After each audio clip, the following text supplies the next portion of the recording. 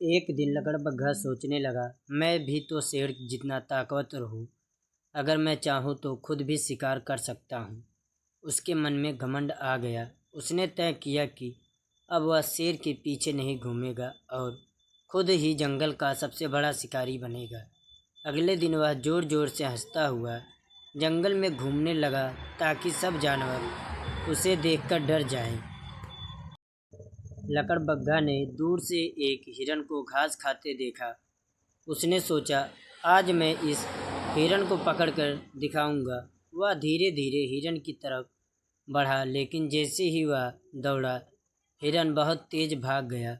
लकड़बग्घा थक कर जमीन पर गिर पड़ा। उसे समझ आया कि शिकार करना इतना आसान नहीं होता है। फिर भी उसका घमंड कम नहीं हुआ।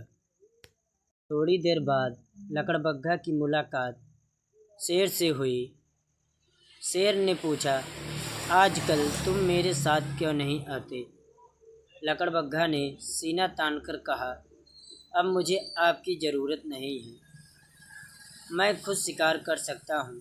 शेर मुस्कुराया और बोला, ठीक है, लेकिन याद रखना, जंगल में सिर्फ ताकत नहीं, समझ भी चाहिए। एक दिन लकड़बग्घा ने एक जंगली भैंसे को देख लिया। उसने सोचा कि अगर वह इसे पकड़ लेता है तो सब जानवर उससे डरने लगेंगे।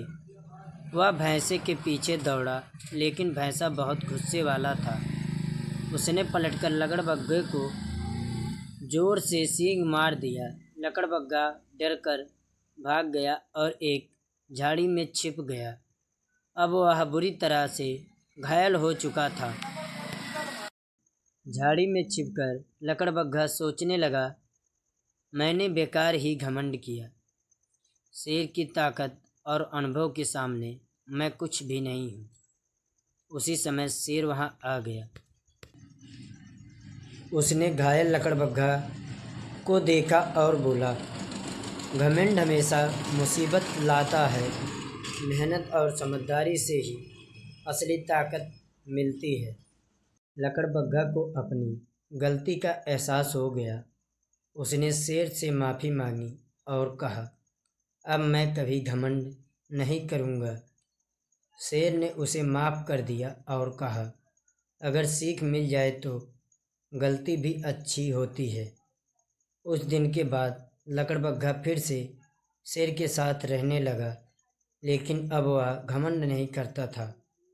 उसने समझ लिया था कि बिना मेहनत और समझ के कोई भी असली ताकतवर नहीं बन सकता।